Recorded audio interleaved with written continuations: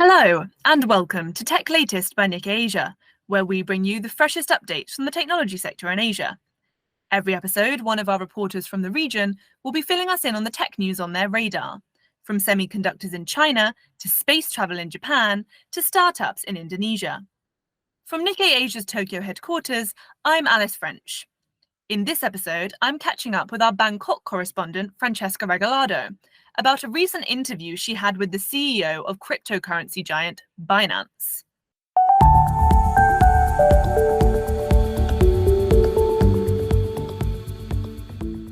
Hi, Francesca. Thanks so much for coming on today. Hi, Alice. Thanks for having me on the podcast.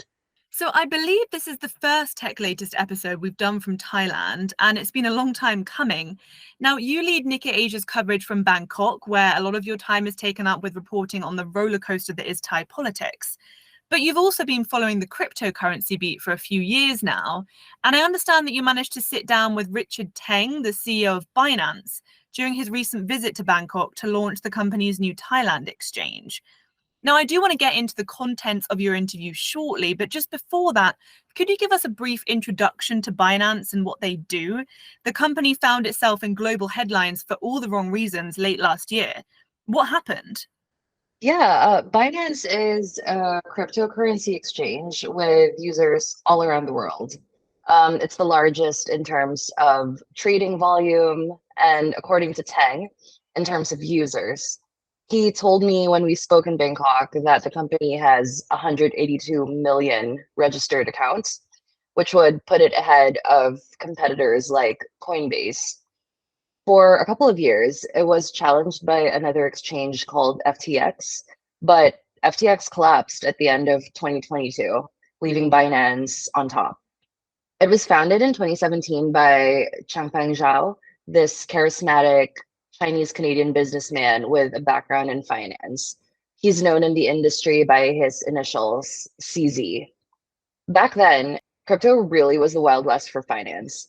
There was virtually no regulation for this new asset class that was built on this new technology anywhere in the world. So companies like Binance forged ahead to grab market share, and regulation could just catch up later. That didn't sit well with US authorities. And according to their plea deal with Binance, which they reached in November last year, Zhao told employees it was better to ask forgiveness than permission. In November, asking for forgiveness cost Binance $4.3 billion, which was the largest compliance penalty ever paid to the US Treasury.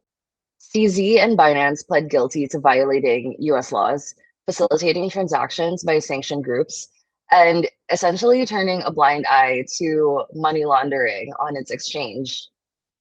Okay, thanks for that rundown. And of course, as expected, this compliance penalty issue was a large focus of your interview with Tang last week. What did he have to say about it? Tang became CEO in November because Zhao was required to step down by the US plea deal. What's interesting is Tang used to be a regulator with the Monetary Authority of Singapore. That's one of the strongest regulators in the digital asset industry. Tang faces the challenge of restoring not only Binance's credibility, but also the industry's by extension, because they're such a big player.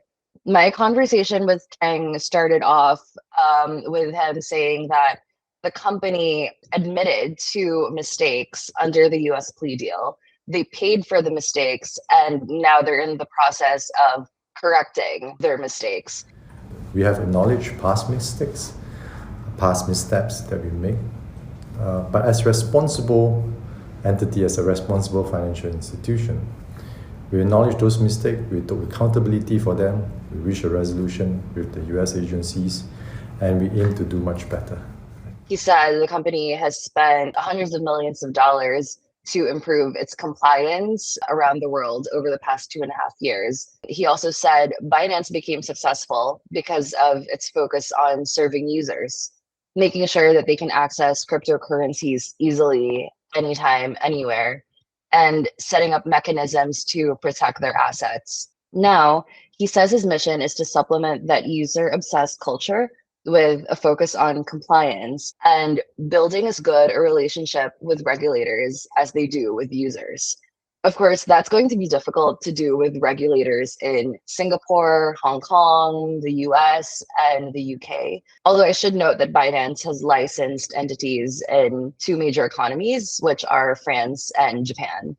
But in countries like Cambodia and Dubai, Binance is actually working with authorities there to develop the rules that will govern digital assets, which will ultimately open new markets for them.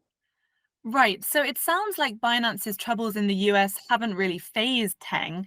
As you say, he actually got his current job because of Zhao's resignation. And from reading your interview story, it seems like Teng's feeling pretty optimistic about the company's new Thai exchange. But as you just mentioned, running an exchange over there must be quite different from operating in the US or other markets because of different regulations, right? That's right. Different jurisdictions treat digital assets differently. The US regulates digital assets similarly to traditional securities like stocks and bonds. In US law, they're all the same. Thailand, on the other hand, has a separate law for digital assets. And for the past few years, Thailand was actually among the top 10 countries for retail investment into crypto. Binance got a digital asset exchange license from Thailand in May last year and started operating in November. Regulators were eager to have a new player in the market because Thailand's crypto scene has been dominated by one local exchange, BitCub. Even more so since the number two exchange, Zipnex, collapsed in 2022 during the same so-called crypto winter that led to the demise of FTX. In Thailand, Binance also got a leg up from choosing a powerful joint venture partner, the conglomerate Gulf Energy.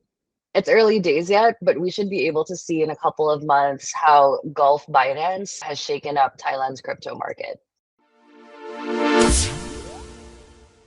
Okay, and of course you got to speak to Teng in Bangkok because he was in town to open this Thai exchange, but your chat with him was also very timely, given the anticipated halving of the Bitcoin next month. What was his take on the current state of the overall crypto market? I would imagine he's got a pretty positive outlook.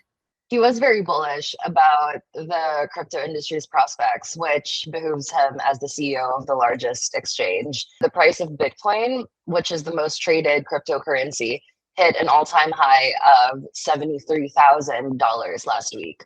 Teng thinks it will hit $80,000 by year's end. And when he was speaking at a community event in Bangkok, he cited a report by Standard Chartered that said it could even hit $200,000. Aside from the halving, which is when the supply of Bitcoin is reduced according to the algorithm, you're seeing a lot of new money coming into crypto because in January, the US approved spot exchange traded funds or ETFs for Bitcoin. That creates a safe way for more cautious mainstream investors to benefit from the price fluctuations of Bitcoin without the risk of actually holding the asset. Bitcoin's truest believers think of it as digital gold, but the price has spiked and plunged so much and so often that it doesn't really deserve that status yet. Teng said as more liquidity comes in from institutional investors like BlackRock and Charles Schwab and family offices, foundations, and endowments, the market capitalization of Bitcoin will grow enough so that volatility will be reduced and Bitcoin will hold value as securely as gold does. Wow, okay, so there's definitely a lot to look forward to in your future reporting on crypto in general and, of course, Binance's journey in Thailand and also other markets. Well, thank you so much for coming on today, Francesca. It's been great to have you on for your debut episode, and I hope that you'll join us again soon. Thank you for having me. Bye.